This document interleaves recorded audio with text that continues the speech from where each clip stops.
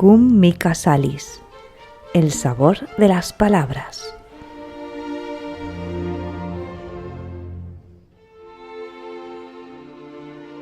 Magos de Oriente. Estos personajes son inseparables de la Navidad.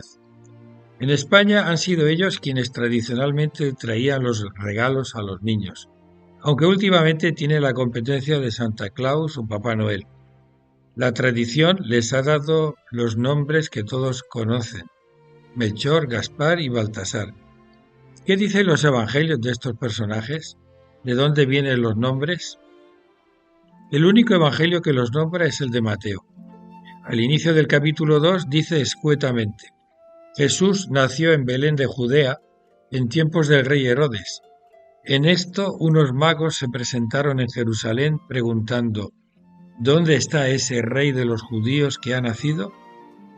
El texto del Evangelio no dice ni que fueran tres, ni que eran reyes, ni mucho menos precisa cuáles eran sus nombres. Se refiere a ellos con la palabra oi magoi, los magos.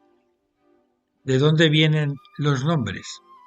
En el siglo III ya se decía que eran tres, por varias razones. Primero, porque eran tres los regalos que ofrecían. Luego, lógicamente, debían ser tres reyes o tres magos. La otra razón era que representaban a los continentes conocidos en la época.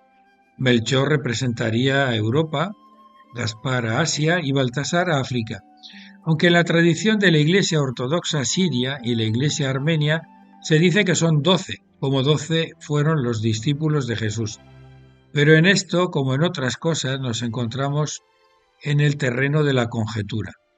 El Papa León I, en el siglo V, le da carácter oficial a la creencia de que los magos eran tres.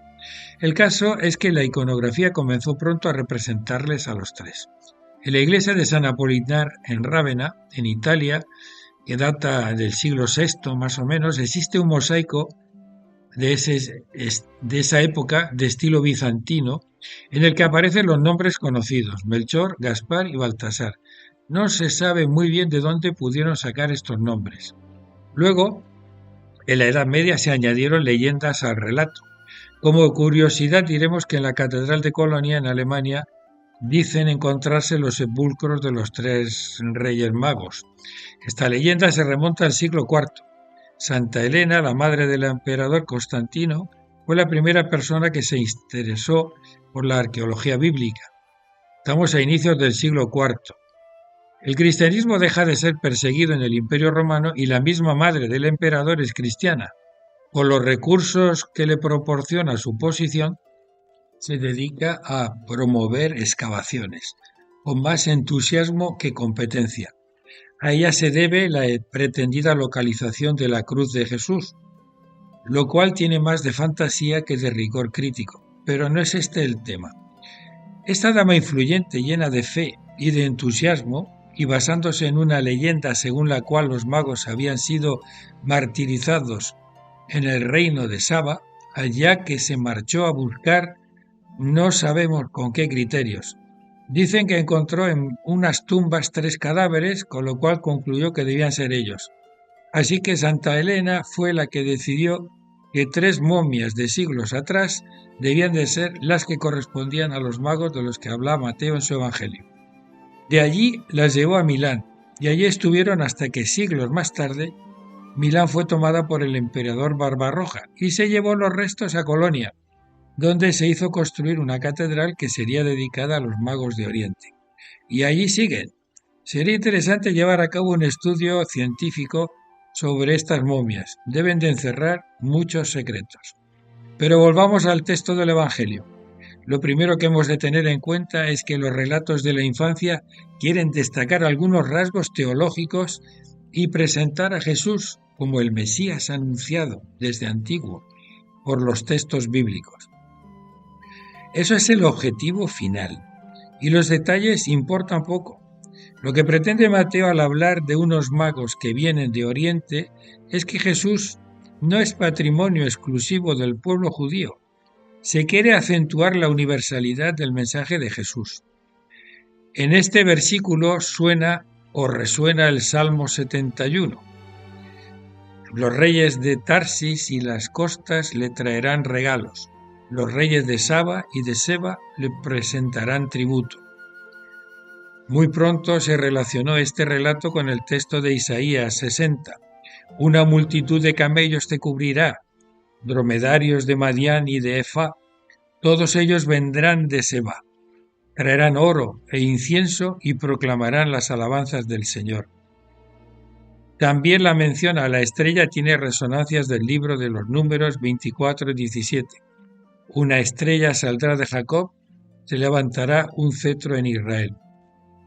Este es un detalle que tiene sus tintes mitológicos, independientemente del hecho científico de la conjunción de Júpiter y Saturno, que tuvo lugar, parece ser, por aquellas fechas. Esta descripción tiene un carácter más simbólico que descriptivo. Las estrellas en el universo que habitamos no van dando tumbos, ni se posan encima de una localización. Sabemos que es mucho más complejo que todo eso. Por esta razón hemos de quedarnos con lo esencial de la narración, que es anclar el nacimiento de Jesús en la tradición profética de Israel y fundamentar teológicamente su venida, de acuerdo con las expectativas del pueblo de Dios. Lo demás es marear la perdiz. Es imposible verificar detalles históricos. Lo que sí parece poco verosímil es la forma como se desarrolla la acción. El rey Herodes, un déspota sanguinario y cruel, bien documentado en la historia por Flavio Josefo, un autor de mediados del siglo I, tenía una verdadera obsesión por el poder y, como todo tirano, disponía de una red de espías bien organizada. Es poco verosímil imaginar a este déspota dejando marchar pacíficamente a unos extranjeros que venían a adorar al rey de los judíos, que no era ni él ni ninguno de su familia. Por eso, insistamos en el mensaje principal y dejemos de lado la pretensión de reconstruir la historia en todos sus detalles como si esta narración fuera una crónica periodística. El Evangelio nos habla del enviado de Dios. No es patrimonio exclusivo del pueblo judío. Su proyección es universal. Quedémonos con la actitud de quienes van siguiendo la trayectoria de una estrella en su afán por encontrar la novedad que Dios tiene para cada uno de nosotros. Porque los creyentes sabemos que Dios va dejándonos pistas al borde del camino, suficientemente claras para ser encontradas por quien busca con afán, y suficientemente escondidas como para no ser vistas por quien no hace el esfuerzo de buscar. Has escuchado Cum Mica Salis, un podcast de Miguel Gambín, disponible en salesianos.info y en las principales plataformas.